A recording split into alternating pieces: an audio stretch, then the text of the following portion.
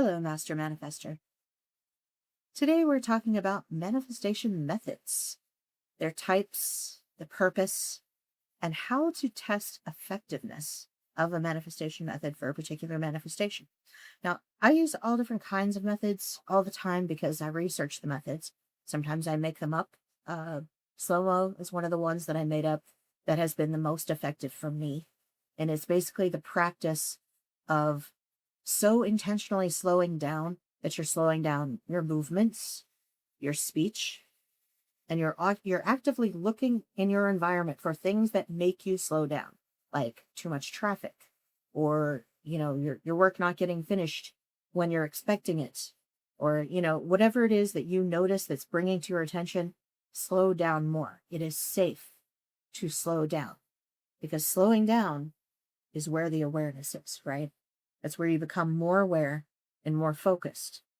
And this is sort of what the Matrix leeches off and why we get so caught up in these programs, why we get so caught up in the social drama, why we're so engaged with the system. You want to be engaged, but you want to be engaged on your terms. You want to be admin engaged. You don't want to be automated engaged. I mean, you're always going to be automated. That's just the way our brains work.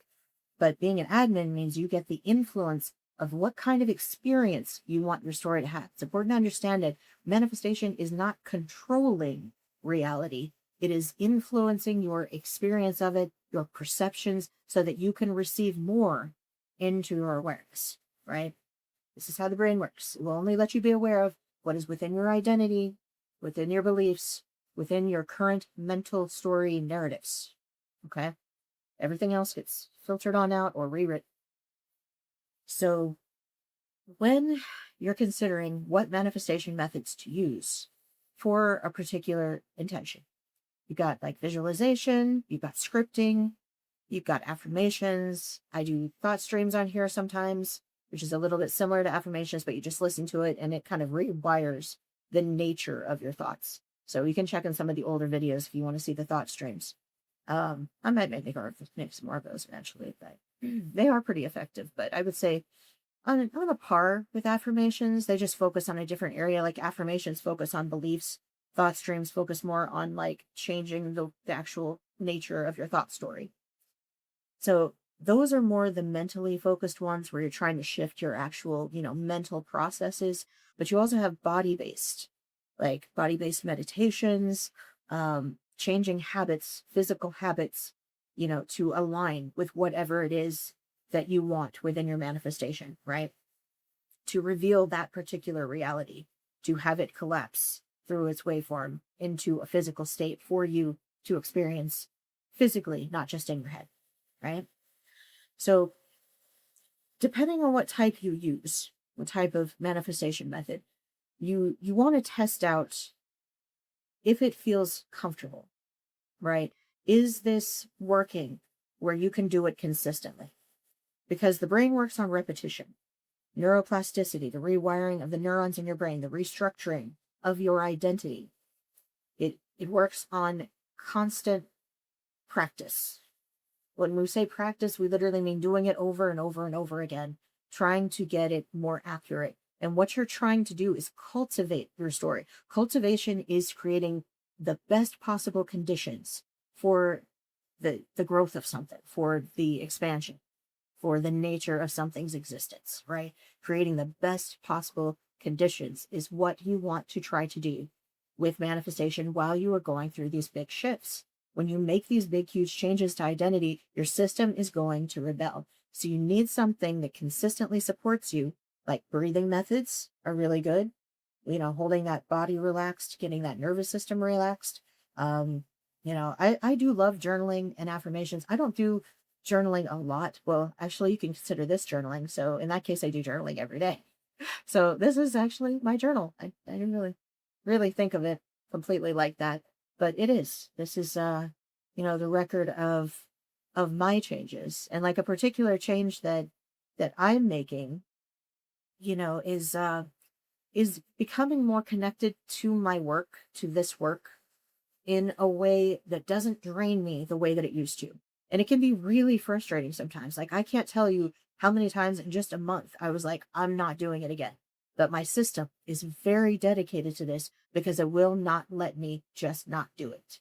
Either I'm going to have a video ready ahead of time or I'm going to post that one today. So, this is what we're doing for now. And until my system says otherwise, this is what we're doing because I'm too tired to fight it. I put it in charge and it's doing a good job. So, your body being in charge of when you rest, when you eat, when you focus, if you can arrange it that way, I have found it to be so effective in moving the needle because your body needs to be on board. It needs to be okay with what you're doing. Making sure that whatever methods you're using include body identity and making sure your body feels safe in the new manifestation that you're bringing forward is going to allow that perception to open up. So, what else about types of manifestation methods? The main thing is when you're testing, test to see things like if you're doing the mental, like affirmations or whatnot. There's all different kinds of affirmations there. There's the robotic affirmations, there's the slow affirmations, there's the changing affirmations, the evolving affirmations, which are really good for a brain that likes novelty. It depends on what you respond to. Don't assume just because something worked for somebody else that it's going to work for you. You've got to work through your system and get to know it. Like it's like you're a scientist. Like you want to get to know yourself like you're a detective trying to solve a case. You want to go deep. You want to find every clue and try to notice as much as you can while always accepting that it is okay to be a human being. In fact, it's totally okay to be exactly who you are right now, identity processing wise. It's totally fine. The only reason that you want change is you want a different experience than what you're having right now. But you're always going to be that observer state self. You will always be you, that core foundational you. You can add all the bells and whistles around it. You can change all the configurations that you run with it, but it's still going to be that base level. Like core programs remain intact, right? Because your brain needs to have limits. It needs to have functional limits. And when you're testing effectiveness, don't be discouraged by it. Actually, you want to notice and not be discouraged by it feeling like you don't believe it. Like if you're saying something to yourself, I am so incredibly rich, right? And feeling like, if you immediately get that pushback from your thoughts, well, I don't have this and I don't have that and I don't have this. I'm in America right now.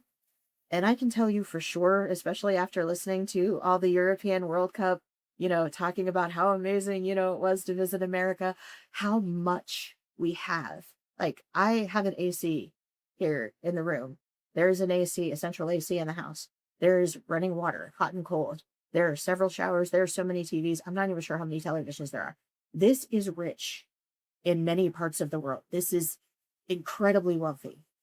Now, if you're fixated on the idea that I can only be rich if I have $1 million in my bank account, well, that $1 million is going to move around. Money moves. Money changes hand. Is when people talk about the rich, other than that very, very 1% that, are like such billionaires that nothing can happen, the millionaires keep changing all the time. It's always new names. They make the money and then they lose it. I've known many people who have made millions of dollars on companies or whatever and then gone the next day. Things can change overnight, right? But you don't have to lose that feeling of wealth. And this is really important when you're choosing your manifestation methods, when you're choosing your intentions, when you're considering what you want your life to be. Always think that perfect doesn't exist. What you want is eudaimonia. That is the Greek philosophy of feeling valuable in society, feeling that your life has value and purpose and meaning, and that you have a reason for your story to continue. It's not going to be perfect ever, and you don't want it to be. That would be terrible. Everybody thinks utopia will be bliss. No, everybody will lose their mind because the brain is constantly looking for something to complain about. So I even will be proactive about, I want to complain about this and I want to complain about that and I want to be miserable about this. You're not going to just not have emotions, but the baseline of feeling good can definitely go up. Your baseline dopamine levels, your baseline waking up, feeling good in the morning, ready to go, happy to be alive. That can definitely go up, but you're never going to have a life without problems. That's simply not possible. And it would not be desirable. It is satisfying to solve problems or to ignore them sometimes. Sometimes I find it very satisfying to ignore a problem until it solves itself, which almost always happens somehow. But that's it's a manifestation of mine. I manifest that every problem I ever have, if I don't feel like solving it, it's just gonna solve itself. But otherwise it's just showing up to give me some fun and some learning and some growth. Right? So other ways that you can test if your manifestation method that you're using, if it's being effective, uh, how you feel in your body when you think of having your manifestation. The brain, as soon as you think of wanting something, it immediately thinks you have to have it right now, seconds from now. It doesn't matter if you want an island on Mars. You want a watery island on Mars. It's like 3 seconds later, where's my island? You know?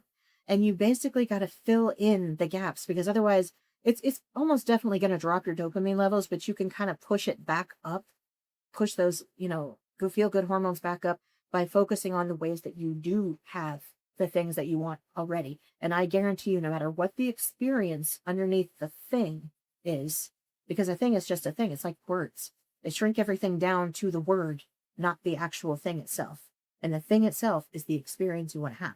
And you can always have that in some way right now, whether it's an imagination, whether you notice and, confirm the evidence around you physically, that thing is here now in some way. So let's say I want some friends, right? I'm kind of weird about having friends. I'm very, very particular. Like, when I'm friends with people, like I have friends that I've had 30 years, but sometimes we only talk like once every 6 months. I guess it just happens sometimes when you're older. But let's say that I want interactions with like-minded, aligned people more often, right? Let's say that, maybe I do want that. So let's go ahead and do it. Maybe I want more collabs. You know what? Yeah, let's go with collabs. I want more collabs to feel more connected to my work in a fun way, and not the way that it used to be when I would be like really stressed out over every video. You will notice on these videos, I don't edit. Like, I don't edit anything out. I pretty much talk. I very rarely will do a second take unless I was just really irritated starting off the first one. But I cut off the beginning when I sit down, and I cut off the end when I get up. And all the rest is total straight up. And that's, like, to my old self, it seems impossible. Like, my old self would totally freak out and cry and probably have a meltdown from posting a video that I didn't edit 5 times. So this is like very identity cathartic for me. It's big release too, to feel safe, to not give a shit. That is so important, to feel safe, to not give a shit, because you can't put your energy everywhere. You can't be worried about everything if you want enough energy to manifest your dreams, right? You need that energy to focus. The brain is exhaustive. It's exhausting. It's exhaustive and exhausting. It's just, running this information, especially the way I particularly do it. Like, I research all day. Even when I'm not really focused on researching, I'm still in the back of my mind. What about this? What about this? What about that? Oh yeah. Did I see that data about this? Oh yeah. What about that research? Yeah. So my mind's constantly going. It is highly energy intensive, right? So if I'm worried about everybody else's nonsense or the matrix nonsense all the time, now I will pay attention to certain things because there are trends in the collective that I just want to know about.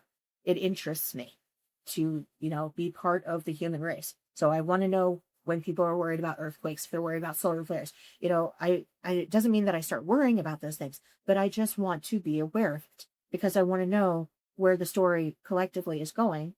And I'm just interested, I'm engaged.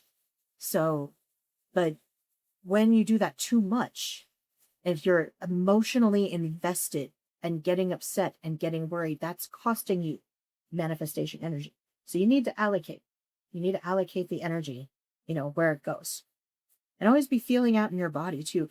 Does this make me feel expansive, or is it contraction? Does my body say yes, or does it say no? This is the biggest thing about listening to your body, is learning how to recognize those cues. Because me describing it is not the same as you feeling it. I'll feel it somewhat differently than anybody else. Everybody else feels it slightly differently or interprets it slightly differently according to their current program, right? But it's such a good guide for, do I really want this? And sometimes you'll get something and you'll realize, this isn't actually for me. I've manifested jobs like so many times that were a lot of money, And I'm like, yeah, I love the money, but I can't stand this anymore. And I hate this and I don't want to do it anymore. And, there's always money somewhere else. So I'll go find the money somewhere else. And it's really hard to do that sometimes, especially if you're prone to what I would call identity addiction. And I am definitely prone to identity addiction. So I'm always got to be on the alert not to apply my identity to certain things and make it become a predictive process. Right. So when I think of something uh, like the earthquakes, right? I don't want to start thinking of myself as being someone who is afraid of being in an earthquake, if that makes sense. Even if I do feel fear about it, the fear is totally fine for it to be there. If I can recognize it, that's awesome. Because usually my fear becomes anger pretty quickly. But when I can recognize that I'm just scared, I actually really honor that because I haven't acknowledged it pretty much most of my life. I would just switch automatically. And to actually sit and be able to notice myself being afraid, it would be easy to create an identity out of that because it's such an engaging feeling, right? But no, I'm just feeling afraid right this minute. I am not a person who is afraid of earthquakes, if that makes sense. So once you start making the changes and your brain starts, making the new neural pathways and starts opening things up, begin testing gently to see if you can start noticing the new ways. The more you notice the new ways, the more new ways there will be. Right now, I'm noticing that every time I do a video, I'm feeling more engaged. There are times when I'm feeling like, I don't want to do a video, right? I don't want to do a video right now. I'm not going to do one today. And as you see it, I still do it. But once I actually sit down and get to it, after I've observed that state, really intensely, this is why a lot of the time I don't do videos till late in the day, but whatever, right? It gets done. But earlier on, I'll be tight and like, no, I want to edit it 5 times. No, I don't want to do it unless it's perfect. No, I don't want to do it unless there's, 5,000 viewers or whatever. If there's one, it's me. Cool. I really want to see this. I'm doing this for me and I'm seeding the benefits to you. So I'm sharing it with you while I give it to me. This is something that I do for myself because it means something to me. This is very important to me to outline the understanding of how we experience existence, to make it more plain and easier and simpler to understand how to make big changes to our lives and our identities and to understand how our systems work. And, I don't need to know exactly what we're doing here, but it helps me to know how we function here. And I think it would have been incredible back in the day if, ancient Hermeticists or, ancient religions or perspectives, Hinduism, whatever, Taoism, if they had had things like brain scans and understood nervous systems, maybe they did. Maybe they didn't actually use those words. But, the details really do make a difference to the story, don't they? The details are so incredible.